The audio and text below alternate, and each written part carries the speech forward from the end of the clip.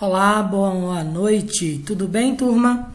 A gente vai falar um pouco hoje sobre anamnese e exame físico psiquiátrico. Algo que a gente já viu lá na matéria de introdução, né? Sobre o que seria uma anamnese, sobre o que seria um exame físico. Porém, aqui vai dar ênfase a um paciente psiquiátrico. As nossas duas últimas aulas foi a política nacional, não é isso? Da psiquiatria, que a gente estudou sobre a reforma psiquiátrica.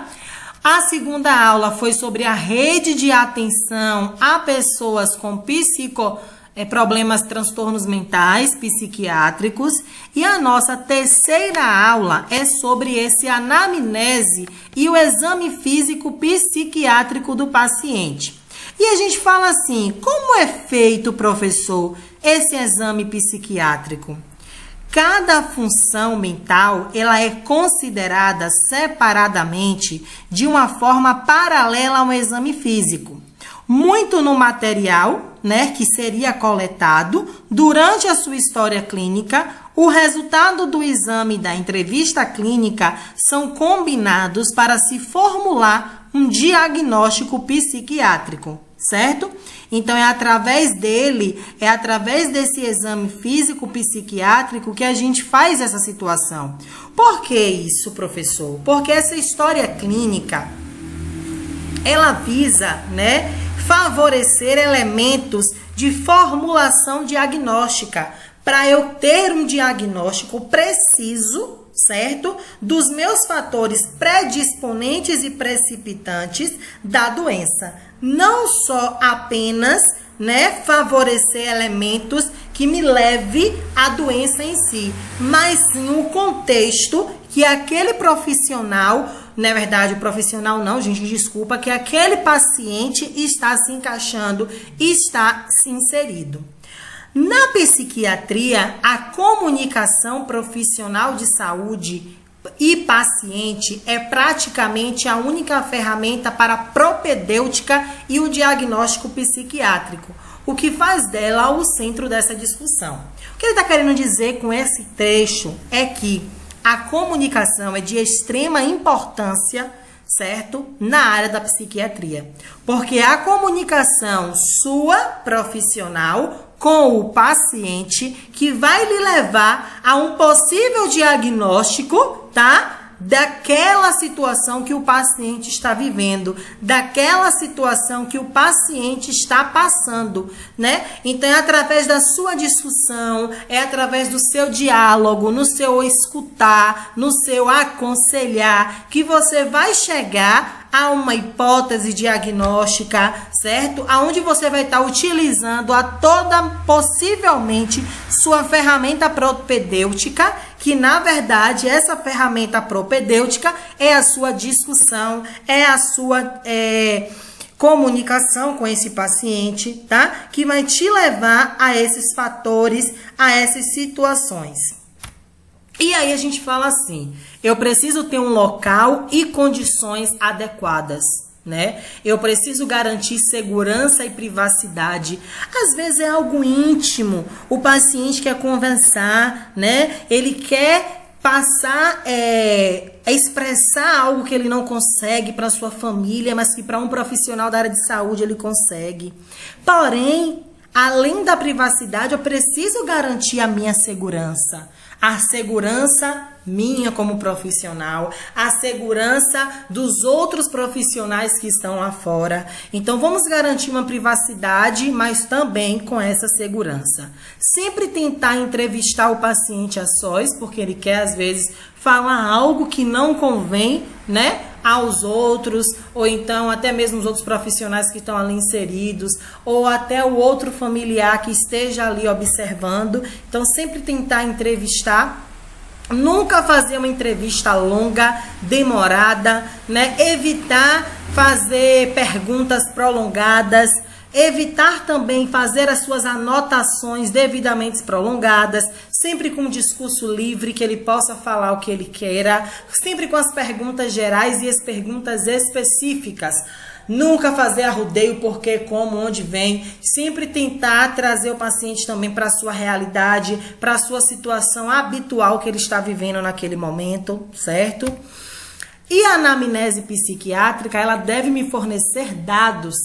Que dados são esses, professores? Dados que me levem a um possível diagnóstico da doença, certo? Porém, esses dados eu também tenho que identificar esses fatores predisponentes e os precipitantes, ou seja, os fatores que antecedem até mesmo aquela doença ou fatores que levaram ao paciente ficar daquele estado, certo? O diagnóstico em psiquiatria se fundamenta na história e avaliação clínica do doente. Então, eu preciso ter uma história clínica, eu preciso ter uma avaliação clínica do meu paciente. Que história clínica é essa, professor? O paciente é diabético, o paciente é hipertensão, o paciente está sofrendo luto, porque o paciente está nesse estado, ele já teve esse episódio alguma vez. Então, eu preciso construir, fazer uma constituição física, né? Observar a expressão facial do meu paciente, os trajetos, os gestos, a postura, como ele conversa comigo, como ele articula, certo? Tudo isso vai me trazer uma boa anamnese, um bom exame físico. E nada mais, a anamnese, né, a estrutura psiquiátrica não muda também de uma diferente, mas a estrutura da psiquiatria é isso daqui. Identificação, nome, sexo, idade, procedência, estado civil, profissão, religião, origem e motivo do caminhamento, por que ele está ali, né? O que trouxe ao paciente chegar naquele estado da psiquiatria, né? Quem encaminhou esse paciente até a mim, certo? É por vontade própria? Foi um médico que encaminhou, né? Foi um clínico? Foi um psicólogo? Quem foi que fez esse encaminhamento? História atual. Qual a história atual do meu paciente? Quais as características está apresentando nele, né? Quais são a evolução que ele está tendo? Ele está tendo esse episódio de repente? Ele está tendo esses episódios só quando assiste uma novela? Só quando fica sozinho em casa? Quais são essas alterações constantes que está na vida do meu paciente? Os antecedentes familiares. A mãe desse paciente tinha algum problema de transtorno mental? O pai sofria de algum episódio desse? Certo? Como é a família desse paciente? A gente tem que ir também atrás, né, da situação, antecedentes familiares. E os antecedentes pessoais desse paciente? Como foi a adolescência? Como foi a vida escolar, o comportamento, o desenvolvimento sexual desse paciente, a vida conjugal, a vida profissional? Então, eu vou atrás dos meus antecedentes pessoais. Como foi o nascimento, o desenvolvimento dessa criança, né, desse adolescente, desse adulto, no decorrer desse período. A história médica. Todas as doenças, paciente tem quais doenças, pacientes fizeram cirurgia, paciente sofreu algum acidente, traumatismo, problemas menstruais, sono, alteração de apetite. O que aconteceu com esse paciente, né? Na história médica a gente vai procurar. Antecedentes psiquiátricos, todos os tratamentos psiquiátricos anteriores. Esse paciente já fez tratamento psiquiátrico antes? Não fez tratamento psiquiátrico antes, é um paciente novo, é um paciente que está voltando, que teve uma recaída e piorou novamente. O que trouxe esse paciente aqui? Então, lembre que uma estrutura, né, da anamnese, que é um papel onde vai estar lá com a identificação, e ela tem que me conter esses tópicos, que é a identificação, que a gente discutiu, origem e motivo do encaminhamento, história atual, antecedentes familiares, antecedentes pessoais, história médica, antecedentes psiquiátricos. O exame do estado mental desse paciente é feito após a anamnese. A anamnese são perguntas estruturadas, onde já vai estar preparada e você vai apenas perguntar, né, o que aconteceu, se sim, vai fazer a investigação. E o exame físico, o estado mental em sua parte, são as observações como vão sendo registradas e elaboradas essas histórias, né? São as alterações observadas pelo paciente né? E ou relatadas por até o próprio familiares, que a gente na hora coloca lá SIC, né? Que é a segunda informação colhida que a gente está colhendo, não é o paciente que está falando, mas são situações que estão sendo passadas pelo profissional ou pelo acompanhante que está com esse paciente. A gente vai olhar uma apresentação, o comportamento desse paciente, né? A descrição da aparência, vamos observar a sua idade, se aparenta ser, né? A sua postura, o seu estado geral, como está a marcha desse paciente, como está a sua estrutura, né? Sua expressão facial, como ele está respondendo a todo esse processo, a toda essa situação, né? Matrimonial, se ele tem alguns sinais de déficit neurológico, se ele é alcoólica, né? Vamos fazer toda uma investigação precisa, né, de uma boa anamnese física para o meu paciente. Essas informações eu devo estar fazendo de uma forma geral, né? De uma forma sistematizada, aonde eu vou utilizar a minha semiologia geral, certo? Sêmio, que é a ciência geral, que tem como objetivo todos os sistemas de signos.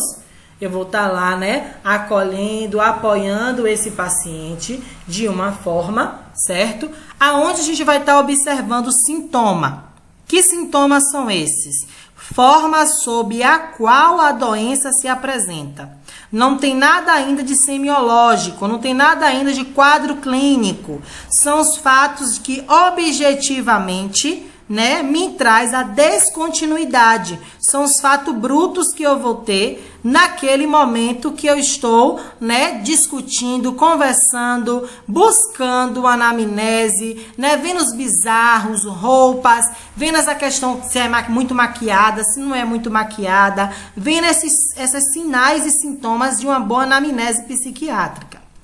O signo eu vou olhar pela sintoma suplementado, pela consciência organizadora do clínico, produto explícito da linguagem. Como é a linguagem desse paciente? Certo? Ele é muito agitado, né? Como o professor Ítalo é na sala, agitado demais, fala correndo, e aí ele volta falando devagarzinho só para descontrair, tá, turma? Então, isso tudo a gente vai perguntar, né, ao paciente, investigar de certa forma. Ele fala embolado, ele embola a língua com algumas palavras. Como é a questão das roupas desse paciente? É umas roupas inapropriadas, né, que ele está usando de acordo com a situação? Como está essa situação desse paciente? E aí a gente tem, né, uma subdivisão, falando logo aqui na apresentação em comportamento, da anamnese psiquiátrica. Sintoma, tudo aquilo que é subjetivo, né? Sintoma é tudo que o paciente vai estar me relatando. Ou tô com a dor de cabeça, eu tô cabisbaixo, né? Eu tô vomitando. Então o paciente ele vai estar relatando os sintomas que ele tem. E sinal, ele é algo objetivo, é tudo algo que eu vejo, que eu sinalizo. É uma mancha no corpo, né? É uma maquiagem que está excessiva no meu paciente. É um paciente que está com uma aparência exagerada, exorbitante. Então, tudo isso a gente vai observar no olhômetro, no olho. Requer também no sintoma escuta. Por que requer escuta? Porque ele está falando, tô com dor de cabeça, eu tô sentindo isso, eu tô sentindo aquilo. Então a gente vai estar escutando aquele paciente, escutando a situação dele, desculpa, não escutando. Escutar esse paciente para apurar todas as informações passadas por ele. Já o sinal, ele vai ser algo amnético, né? Ele vai ser algo que vai levar a um diagnóstico preciso, a um prognóstico, que é o tratamento dessa doença, tá? E algo típico que a gente vai estar também sempre observando e vendo essas definições. Na apresentação ainda, gente, eu tenho uma atenção. Essa atenção, ela é a capacidade de se concentrar em determinado objeto ou situação. Essa atenção, ela pode me apresentar de forma diminuída, abolida ou aumentada. Uma atenção aumentada é aquela que eu preciso de uma hipervigilância. O que é uma hiperaumento? Então, eu preciso de uma vigilância maior àquele paciente.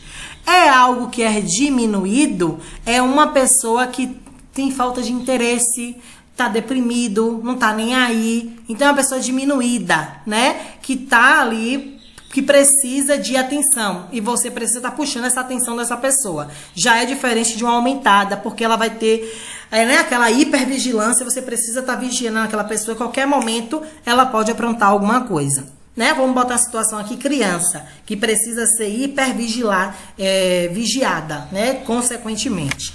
Abolida é aquela impossibilidade de fixar a atenção, ou seja, é falta de atenção. Você está falando na sala de aula e o aluno está assim, ó, no mundo da lua, voando, né? Acontece muito isso. Estou trazendo pela realidade, mas aqui seria em situações de problemas psiquiátricos.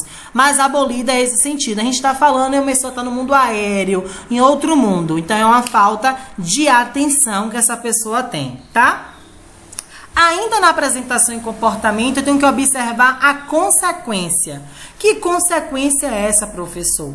É a capacidade de captar o ambiente, né? É a capacidade de eu ter consciência de que meio eu estou inserido. É um estreitamento, né, que é a redução quantitativa e qualitativa da consciência, por exemplo, nos casos em que o paciente tem dificuldade de situar após uma crise convulsiva, ou seja, após de voltar ao seu estado normal.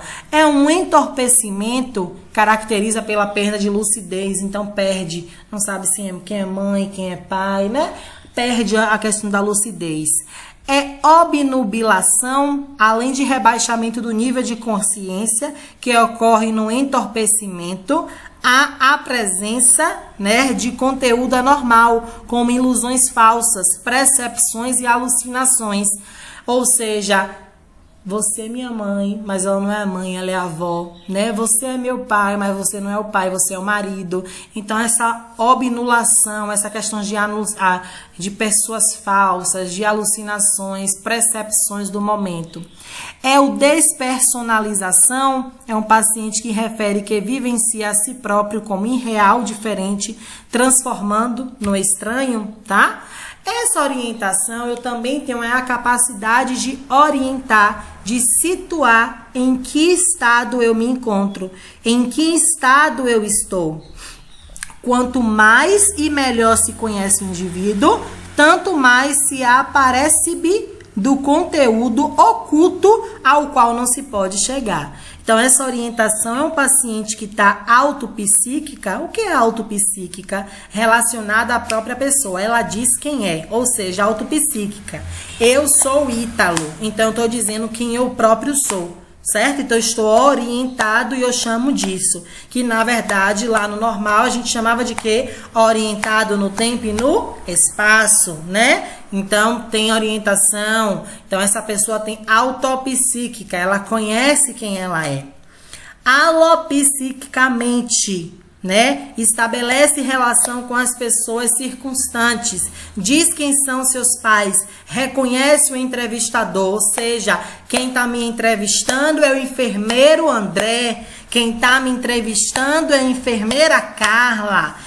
Quem me trouxe ao hospital foi o meu filho André, foi o meu filho Roberto. Então, eu reconheço as pessoas que estão ao meu redor. Então, se reconhece essa pessoa, ela é alopsiquicamente, né? Temporoespacial. É relacionada ao tempo e ao espaço. Sabe dizer que dia é hoje e o local em que está. Então, tempo-espacial. Ela não sabe o nome dela, certo? Ela não sabe e não reconhece quem são aquelas pessoas, então ela não é alopsicamente, ela é tempo-espacial, porque ela está relacionada ao tempo e o espaço. Ela sabe que está no hospital, ela sabe que hoje é terça-feira, ela sabe que hoje é dia 22 de abril, de maio, então ela reconhece o tempo que ela está inserida naquele hospital, certo? Isso é a orientação do meu paciente. Então perceba que na apresentação eu tenho que ver a atenção, como esse paciente está me trazendo, tá? Eu vou observar a consciência desse meu paciente, se ele conhece, se ele reconhece, e vou observar a orientação, se ela é orientada no tempo e no espaço, né? Se ela me responde as orientações verbais, como é essa paciente orientada, ela pode ser 3 quadrinhos desse: autopsíquica, alopsiquicamente ou temporoespacial, tá? Discurso. Como é o discurso desse paciente? É um discurso acelerado? É um discurso rápido? É um discurso lento, né? É pouco demorado? É muito demorado? Como é o discurso desse paciente? Como é que ele se expressa verbalmente? Então, é através do discurso que a gente também vai observar essas perdas lógicas, essas repetições de palavras. É um paciente que fala, né? E não sei o que lá, né? Ou, não sei o que lá, entendeu? Entendeu? Compreendeu? Então, é um paciente que repete demais as palavras, repete demais a sílaba.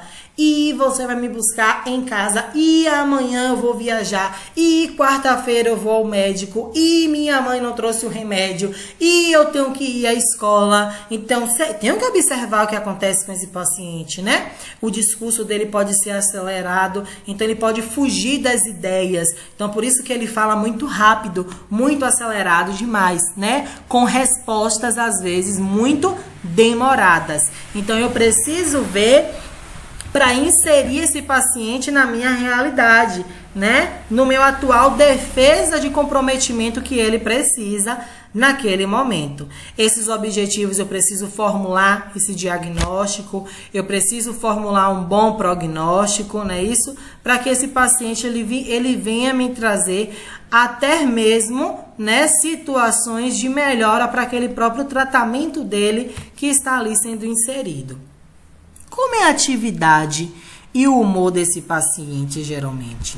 Né? Manifesta-se de uma forma verbal, observa se há indicações de seu estado de humor em sua aparência, mobilidade, postura ou até mesmo comportamentos, tá? Que geralmente a gente avalia o aspecto gerais direto, né? O profissional ele deve se apresentar ali bem consciente para o paciente, trazendo uma boa mobilidade para ele, para que esse paciente ele não precise até mesmo fugir da sua realidade, né? Trazendo sempre o que é importante naquele momento, para que a gente tenha um bom prognóstico, um bom diagnóstico desse paciente, certo? E aí a gente vai observar o seguinte: labilidade emocional, que é caracterizada por mudança súbita e frequentemente de sentidos de forma inapropriada. Vamos tirar esse tremba aqui de frequente que não tem mais, tá? Aqui foi antigo. Então a gente vai olhar como se ele faz bizarra, se ele chora, se ele abraça uma mãe, né? Como está o emocional desse paciente, ele vai mudando, ele uma hora é ele, uma hora ele não é mais. O embotamento afetivo. Esse embotamento afetivo é a diminuição da capacidade de ligação emocional, tá? Com o mundo e consigo mesmo. Ele diminui, ele finge, né? Ele sai do mundo atual que ele está inserido, do mundo atual que é dele. Então é importante considerar a descrição desses sintomas, né, com a grande frequência de durações, porque as suas flutuações dos mesmos ainda deve se observar a sequência cronológica desses sintomas. Apresenta como, né? Em seguida, é aleatório? Como apresenta essas minhas manifestações? Como está a minha manifestação atual desse paciente, tá? Esses conteúdos de pensamento é investigar o conteúdo do pensamento em termos de preocupações, pensamentos recorrentes de dúvidas e anseios, motivos de apreensão e ansiedades e medos, né? Esses anseios, essas ansiedades, essas dúvidas. Eu mesmo tô cheio de ansiedade, cheio de dúvidas, né? De quando vamos se encontrar, de como vai voltar tudo isso, né? Então a gente tá cheio de anseios, mas tudo isso é de termo, como eu posso falar, exagerado, exorbitante. Então a gente precisa ter um controle disso, para não gerar esses conteúdos após até mesmo os delírios, porque esses delírios são ideias patologicamente falseadas.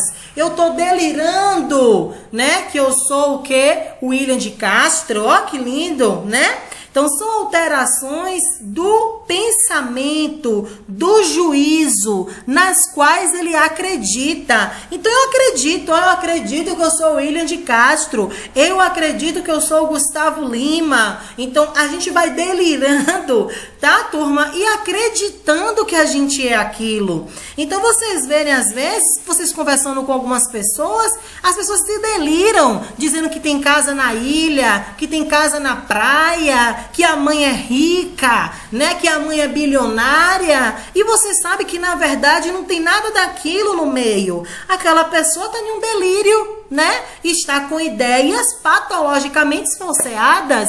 Mentira. Então, aquela pessoa pode dizer: eu acordei, fulano de tal entrou na minha casa, queria me matar, socorro. Então, tipo, aquilo ali é delírio daqueles pensamentos, tá? São delírios falseados, né? Que ela acha que está acontecendo com ela autoacredita e faz com que as pessoas que não têm conhecimento acabem acreditando nesse sentido que ela está apresentando, tá? E aí a gente tem os tipos de delírios, como eu falei, que é delírios de perseguição, que é o mais comum, né? Que chega nos CAPs, chega nos hospitais. Ai, meu Deus do céu, começa a correr. Ai, tô sendo perseguido pelos meus colegas da faculdade. Tô sendo perseguido por Lula, entendeu? E começa a acreditar. Ai, tô sendo perseguido pela polícia. A polícia tá na minha porta. Então, essas pessoas têm um delírio de perseguição, de grandeza, delírios como elementos de grandeza. Sou responsável pela epidemia da AIDS, né? Que a AIDS é o síndrome da imunodeficiência adquirida. Então, grandeza. Eu que fundei o Hospital Roberto Carlos, né? Um exemplo aí, botei em algo, nem tem Roberto Carlos. Mas eu que fundei... Deixa eu ver um nome aqui. Pronto, eu que fundei a festa de Muritiba. Eu que trouxe, né, a questão do Covid-19 para o Brasil. Então, essa grandeza que essa pessoa tem de delírios, né? Hipocondríaco. O que é isso, professor? É um paciente que acredita na presença da doença, né? Ou seja, eu tenho um problema. Tem um câncer, tá repreendido.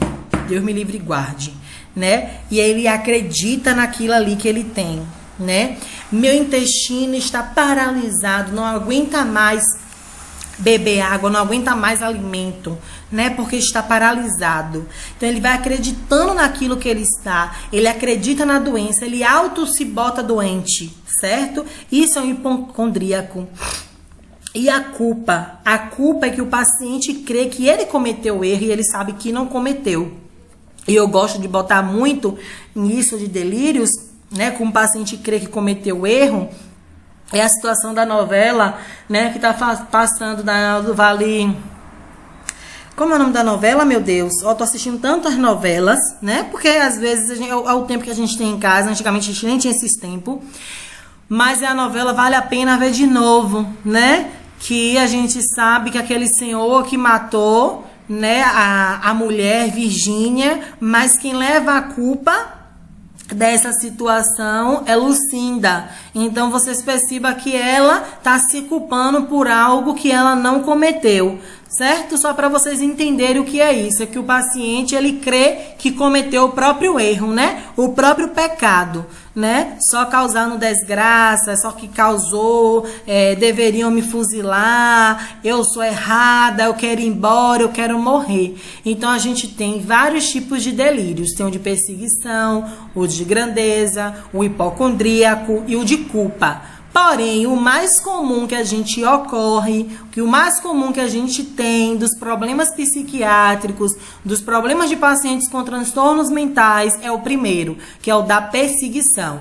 Depois vem o da grandeza e os dois últimos é esse daí, o hipocondríaco e o da culpa. Mas o que vocês vão mais ver, o que vocês vão mais tá por dentro, né? Mas ver não. O que vocês vão estar mais por dentro, o que vocês vão estar mais assim praticando e observando desses pessoas com transtornos mentais são esses dois aí acima, certo? Ainda na apresentação e o comportamento, eu tenho o senso de percepção, que é a capacidade de perceber os objetos que se apresentam aos órgãos dos sentidos, tá? A ilusão.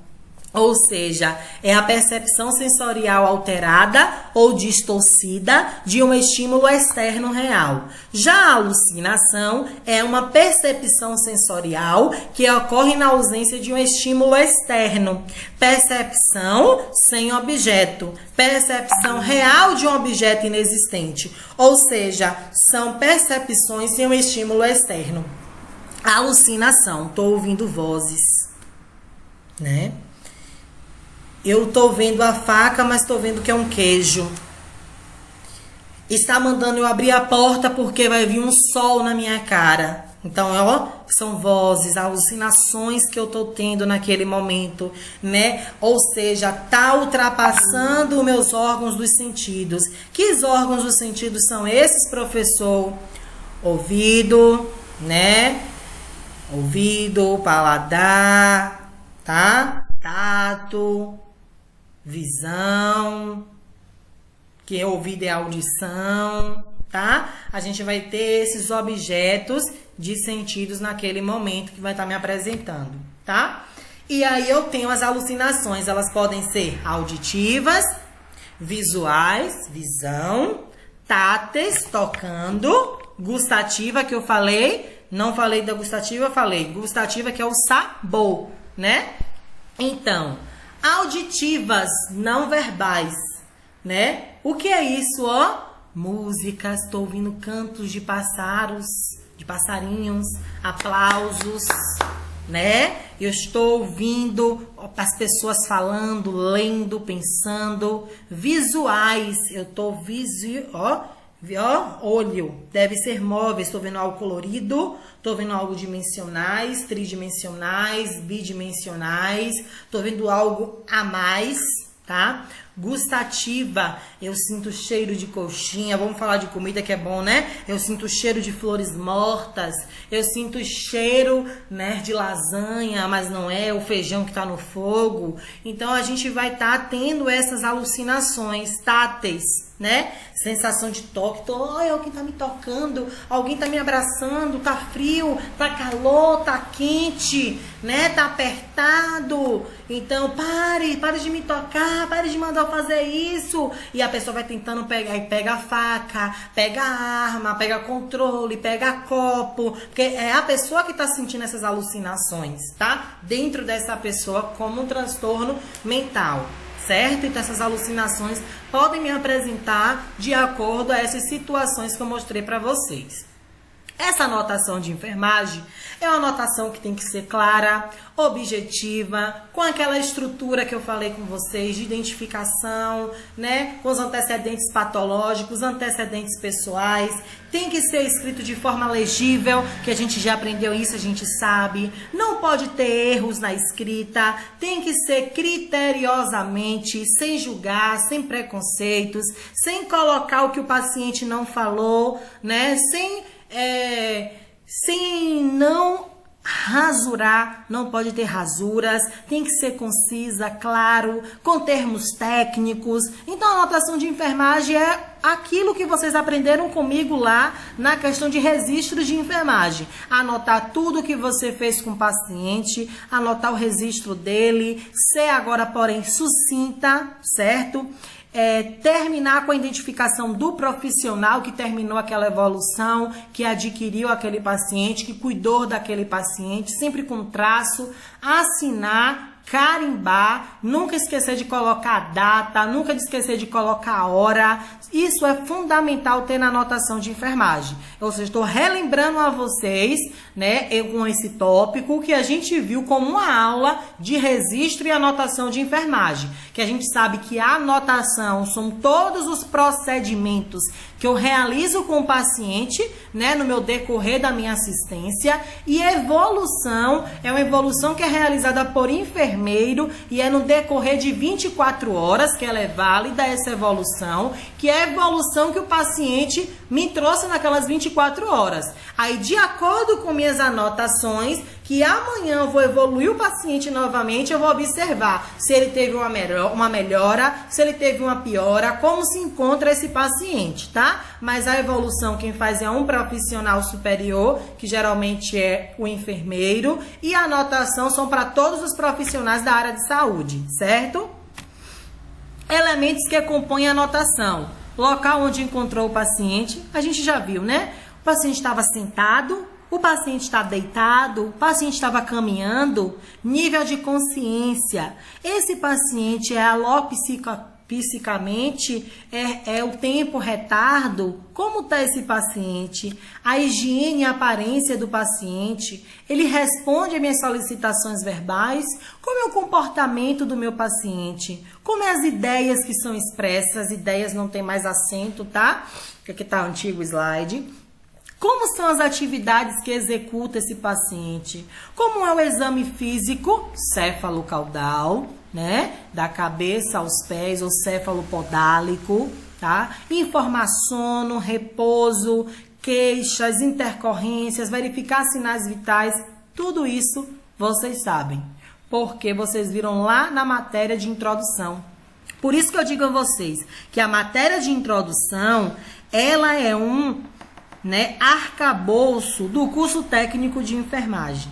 Você vai levar essa matéria para saúde mental, vocês estão percebendo? Vocês levam essa matéria para clínica médica, vocês levam essa matéria para clínica cirúrgica, porque vocês vão evoluir sempre o paciente. Vocês têm que observar as condições que o paciente está inserido. Percebam que sinais vitais está em tudo. Eu preciso ver os sinais vitais do meu paciente. Eu tenho que observar se o paciente está hidratado, se o paciente tem edema, né? Como é que eu avalio o edema daquele meu paciente, turma? É 54. No momento agora do isolamento, para pegar os materiais e estudar, né? Como é que eu avalio aquele edema que o meu paciente tá, né? Com sinal de Godet na proeminência óssea, vou lá e aperto, né?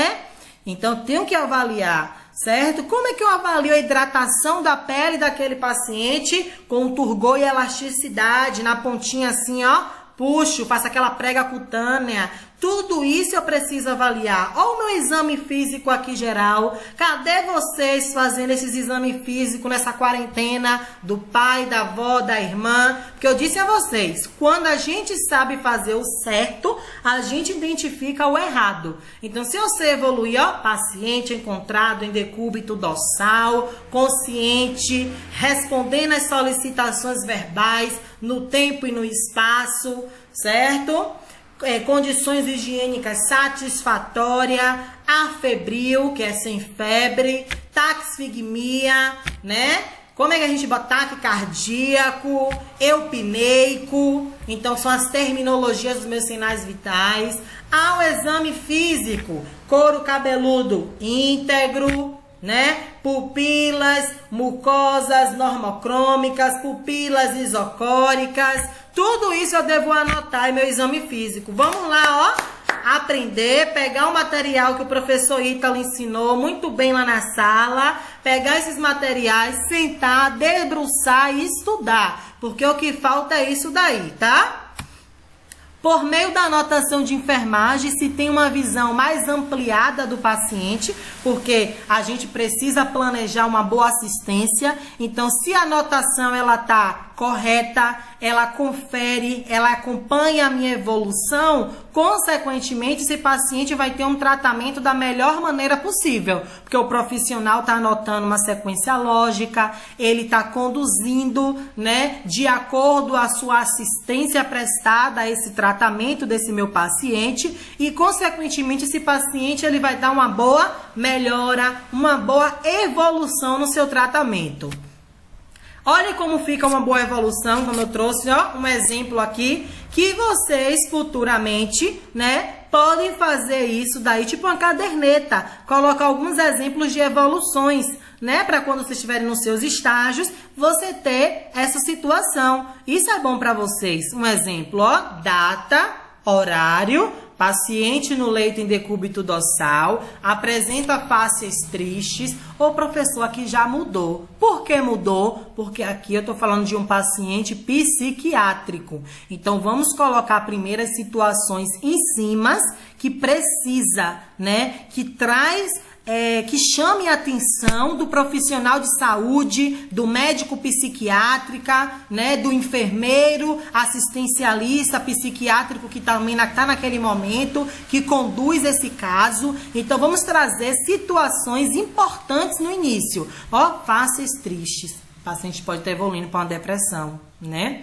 Consciente, orientado no tempo e no espaço, auto e aló psiquicamente. Ele sabe quem é ele e ele reconhece que são as pessoas que estão ao redor dele, né? Responde aos seus estímulos verbais. Você pergunta, ele responde.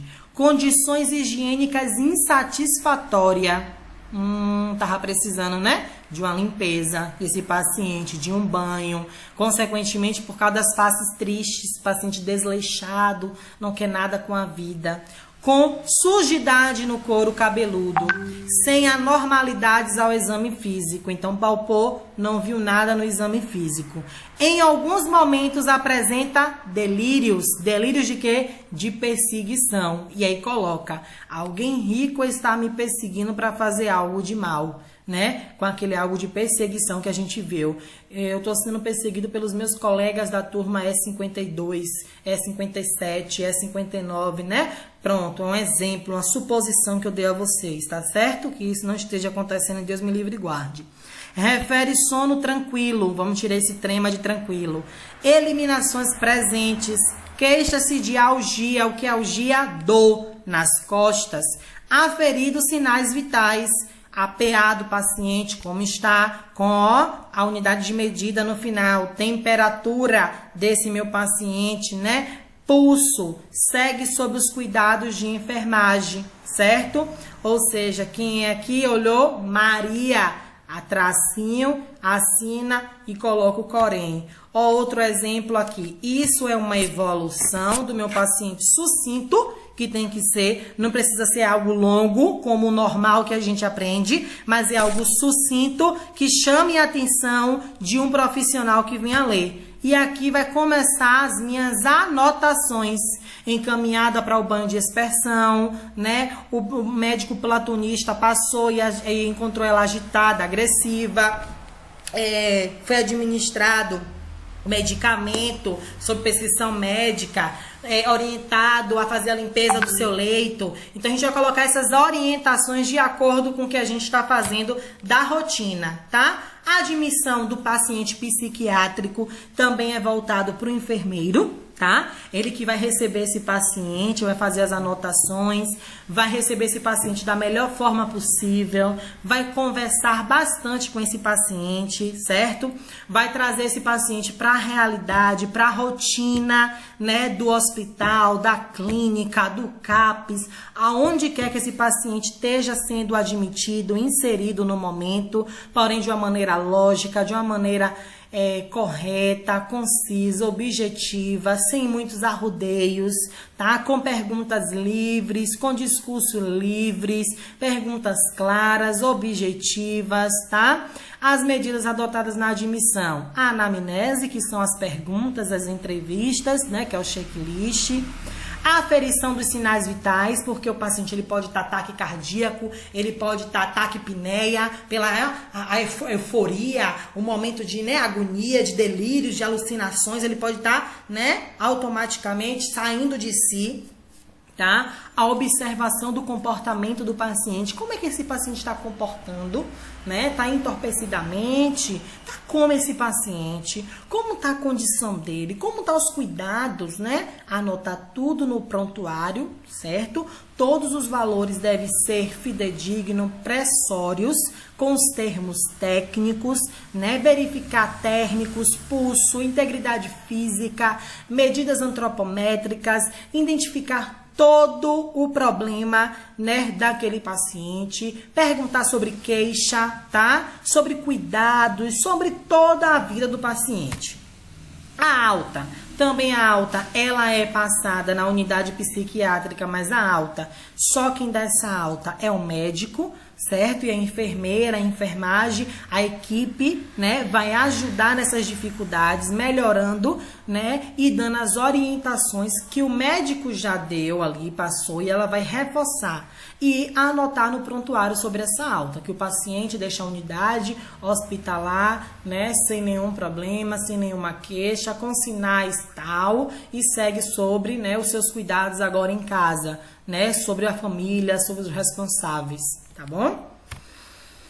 A atuação de enfermagem, né, na alimentação, ela vai estar informando que o paciente deve comer, né, o seu padrão alimentar, tudo isso ela vai estar informando. Que essas causas vai gerar pacientes deprimidos, né, os pacientes com as alucinações, falsas percepções.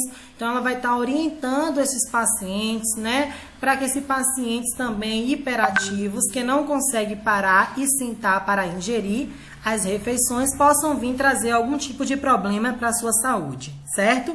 Acho que vocês devem ter ouvido um pli, pli, pli, é o WhatsApp que está pitando, mas fiquem tranquilos que eu estou focada aqui na aula.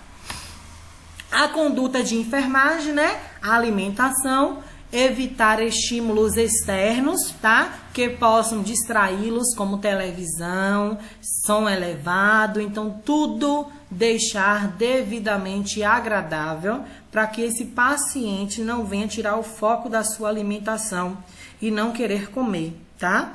Então, sempre descobrir quais são as suas preferências também alimentares para poder estar oferecendo a esse paciente, né? Está, na verdade, paparicando ele, mas paparicar de uma forma correta, né? De uma forma agradável e com bons preceitos, bons argumentos. A higiene pessoal e a aparência. Qual a higiene do paciente psiquiátrico? Muita gente às vezes pergunta, né? Ah, um louco que tá na rua, tá sem roupa, tá malucado. Não é. Já disse a vocês que é transtornos mentais, tá bom? O profissional de enfermagem exerce um papel fundamental no resgate da autoestima.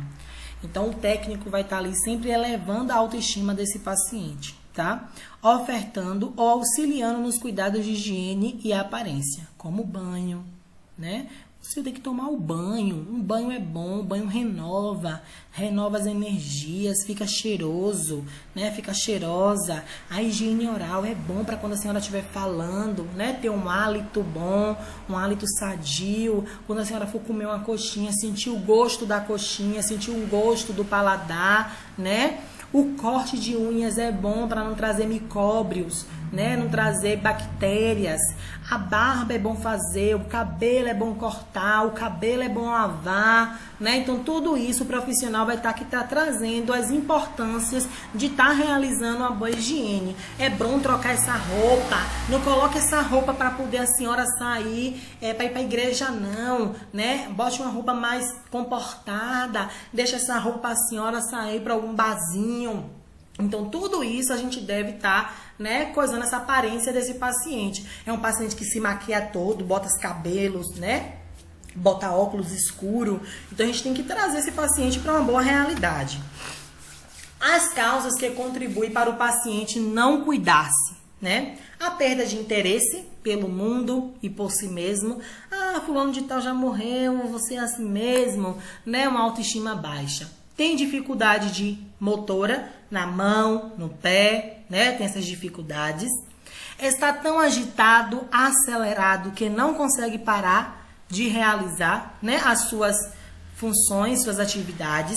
se arruma de maneira inadequada, como eu dei o exemplo, né, de ir para a igreja com uma roupa e não é adequado, está desorientado e não consegue se organizar.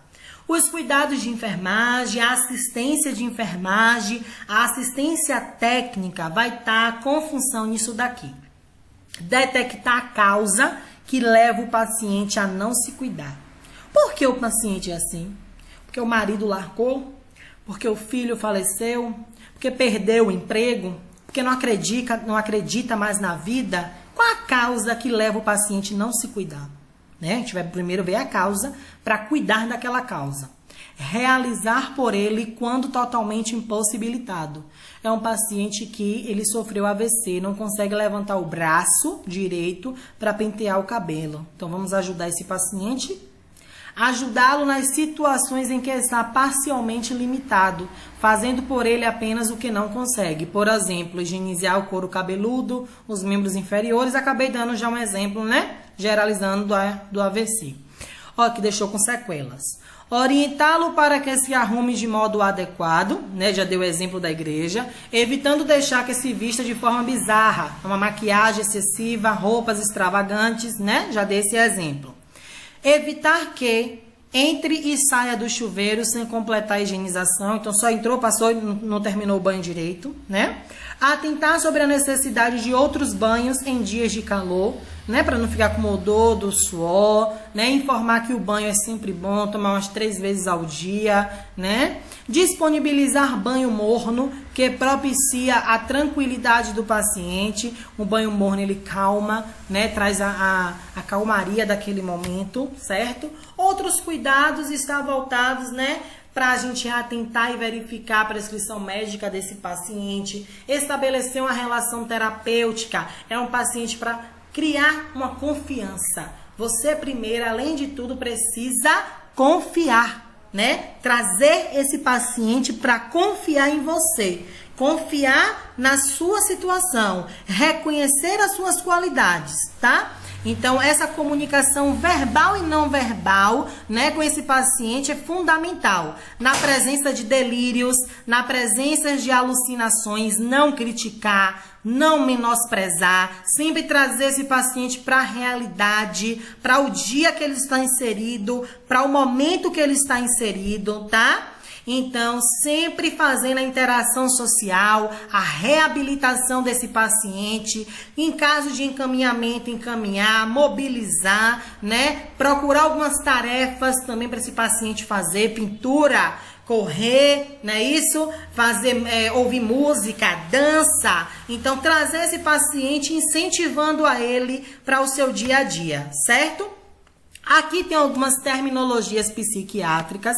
Quero que vocês coloquem essas terminologias no caderno de vocês da disciplina, tá? De saúde mental. Coloque lá no caderno mesmo. Acofagia, o que é alteração do paladar. Afasia, uma perda completa da função. Agitação, inquietação marcante. Amnésia, perda ou perturbação da memória. Então isso aqui é leitura mesmo e entendimento com o tempo que vocês vão estar inseridos, né? Humor, libido. Então copie essas terminologias no caderno de vocês. Deixem lá que quando vocês copiam, você fixa. Irei procurar mais algumas terminologias psiquiátricas para que vocês possam pesquisar e dar continuidade copiando elas, certo?